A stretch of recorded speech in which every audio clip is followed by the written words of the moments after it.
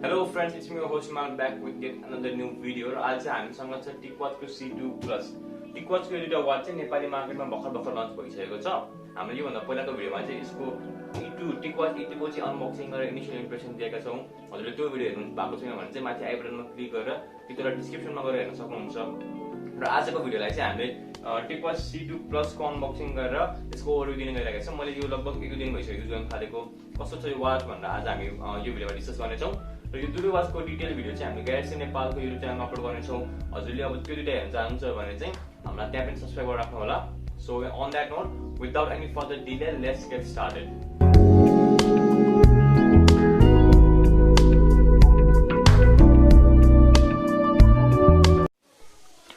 So this is the box. यो चाहिँ अर्को त्यो टिकवाच E2 भन्दा चाहिँ अलिक ठुलो बक्समा दिएको छ।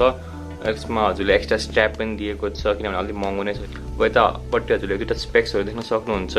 Watch inside the box, TicWatch, silicon strap यताउता।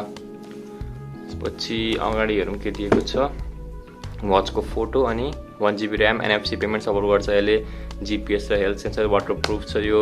त्यसपछि 1.5 डेजको ब्याट्री लाइफ चाहिँ ठिकै छ हैन। अब अलिक कम नै टिक्न सक्छ कोही कोहीलाई, युजर्सको हिसाबमा भर पर्छ।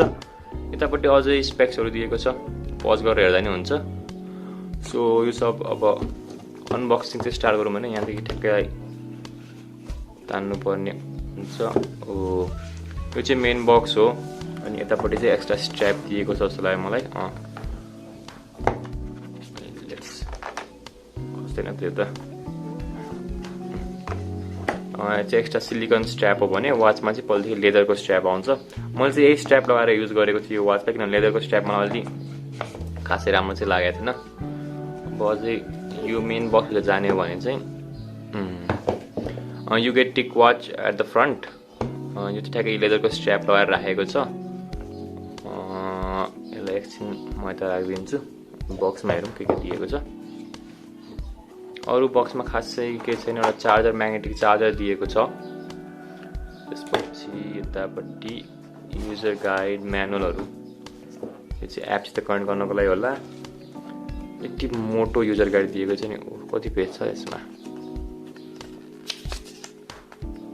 190 पेजको लगभग 8 अलग अलग ल्याङ्ग्वेजमा हजुरले युजर गाइड पाउनुहुन्छ। यति नै त्यो बक्स कन्टेन्ट। अब यो सबलाई साइडमा राखेर वाच चाहिँ हेरौँ है त।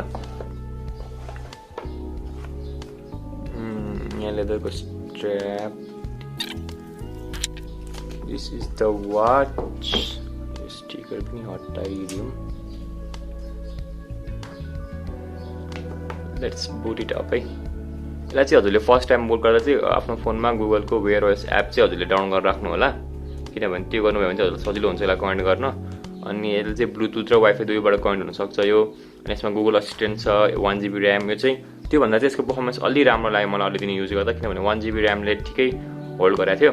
तर यसमा युज भएको त्यो प्रोसेसरले गर्दा चाहिँ अलि स्लो छ किनभने त्यो प्रोसेसर अलिक पुरानो भइसक्यो। अब यसमा पनि वेयर ओएसको लागि युज हुने स्न्यापड्रागन 2100 छ, जबकि अहिले चाहिँ 4100सम्म आइसक्यो। यो पछिको दुईटा प्रोसेसर पनि आइसक्यो, त्यही भएर अब यसलाई चाहिँ बुटअप हुनु दिउँ है त। ल ओके गाइज, वाच चाहिँ यहाँ बुटअप भइसकेको छ। यसमा मैले हल्का वाच फेस चाहिँ चेन्ज गरेको थिएँ। हजुरले अरू वाच फेस चेन्ज गर्नु पऱ्यो भने यहाँ लङ प्रेस गरेर यहाँदेखि अरू थुप्रै वाच फेसहरू हजुरले सेट गर्नु मिल्छ। अलिक गरिदिनु न त। अब यसमा फिजिकल ओभरभ्यू दिनुपर्दा चाहिँ यतापट्टि दुईटा बटन छ। यो चाहिँ हजुरले कस्टमाइज गरेर यसमा अलग अलग एक्सनहरू दिनु मिल्छ। मैले चाहिँ हेल्थ एप ओपन हुने एक्सन दिएको थिएँ यसमा। ठ्याक्क यो क्लिक गर्दा बित्तिकै गुगल फिड चाहिँ यसमा ओपन हुन्छ। अब हार्ट रेटहरू आज चाहिँ मैले मेजर गरेको थिइनँ, पहिलाको चाहिँ हजुरले एपबाट पनि हेर्नु मिल्छ होइन। वेयर ओएसको गुगल फिड एप र वेयर ओएस डाउनलोड गरेर कनेक्ट गरेपछि सबै हजुरले मुभीको एपमा पनि हेर्नु मिल्छ, गुगल फिडको एपमा पनि हेर्नु मिल्छ। त्यो चाहिँ केही प्रब्लम छैन। माथिबाट सेयर गर्दा यो get notification panel, battery percentage यहाँ दिएको छ। अब ब्राइटनेस सेटिङ्स, त्यसपछि find my phone, airplane mode, do not disturb, त्यसपछि थिएटर मोड जस्तो सेटिङ्सहरू यहाँ पाउनुहुन्छ भने यताबाट स्वाइप गर्दा चाहिँ यो गेट गुगल असिस्टेन्ट। हजुरले भोइस कमान्ड दिनु मिल्छ तर यसले रिप्लाई चाहिँ टेक्स्टमा मात्र यहाँ स्क्रिनमा गर्ने छ किनभने यसमा स्पिकर छैन, बिल्ट इन स्पिकर छैन। हजुरले यसबाट कलहरू पनि लिनु मिल्दैन। त्यसपछि अर्को साइडमा चाहिँ विकेट टाइल्सहरू कति स्टेप हिँड्यो हामीले यताउता भनेर चाहिँ आजको इन्फर्मेसन हो। अब आज बिहान मसँग बाहिर निस्केको छैन, त्यही भएर के देखाएको छैन। यतापट्टि वेदर, अब यसमा क्लिक गरेर हजुरले अझै इन्फर्मेसन पनि हेर्न सक्नुहुन्छ। त्यसपछि अझै त जाने भने चाहिँ अब हार्ट रेटहरू हजुरले चेक गर्नु पऱ्यो भने यहाँदेखि गर्नु मिल्छ। त्यसपछि यहाँ चाहिँ न्युज, अब नेटसित कनेक्ट भएको छैन अहिले, त्यही भएर न्युज चाहिँ देखाएको छैन। नेटसित कनेक्ट भएको न्युज देखाउँछ अनि सिधै हजुरले त्यो न्युजलाई यहीँबाट हेडलाइन पढेर आफ्नो फोनमा नि ओपन गर्नु मिल्छ। हजुर चाहिँ यो बटन प्रेस गरेपछि चाहिँ हजुरले सिङ्गल टाइममा चाहिँ जहाँ भए पनि हजुर आफ्नो होम स्क्रिनमा पुग्नुहुन्छ। हेर्नु होम स्क्रिनमा पुग्छ अनि अझै होम स्क्रिनमा ट्याप गर्नुभयो भने चाहिँ हजुरले अल एप्सहरू चाहिँ यहाँबाट देख्न सक्नुहुन्छ। त्यो गेमहरू पनि हालेको थिएँ मैले यसमा, फ्ल्यापी बर्ड जस्तो गेमहरू, त्यो चाहिँ ठिकै चल्छ होइन। यति घडीमा चाहिँ कसले गेम खेल्छ र यही हो त्यो गेम चाहिँ। हजुरले प्ले स्टोर छ, प्ले स्टोरबाट धेरै वाचको एपहरू डाउनलोड गर्नु मिल्छ, रिमाइन्डर्सहरू, स्टप वाचहरू। मैले टेलिग्राम पनि युज गरेको थिएँ यसमा। हजुरले अब म्यासेजहरू गर्नु पऱ्यो भने चाहिँ हजुरले यसमा सानो किबोर्ड दिएको छ त्यो युज गर्नुपर्ने हुन्छ। यति हो यसको एपहरू है। यहाँदेखि तल स्वाइप गर्दै यु गेट नोटिफिकेसन्स, अहिले चाहिँ नोटिफिकेसन कुनै पनि छैन, त्योहरू केही पनि देखाएको छैन। अब यसको ब्याट्री लाइफको कुरा गर्नुपर्दा मैले 1-2 दिन चलाउँदा ठिकै लाग्यो ब्याट्री लाइफ होइन। अब वेयर ओएसको एपहरूमा ब्याट्री लाइफ खासै टिक्दैन, यसमा पनि 1.5 डे, त्यति 1.5 डे, कहिले काहीँ चाहिँ 2nd डेसम्म पुग्थ्यो, तर टिक्दैन थियो। अब ब्याट्री लाइफ चाहिँ अलि इम्प्रुभ हुनुपर्ने। अब हेरौँ अब नयाँ अर्को इटरेसनमा आउने वाचहरूमा इम्प्रुभ भएर आउँछ कि।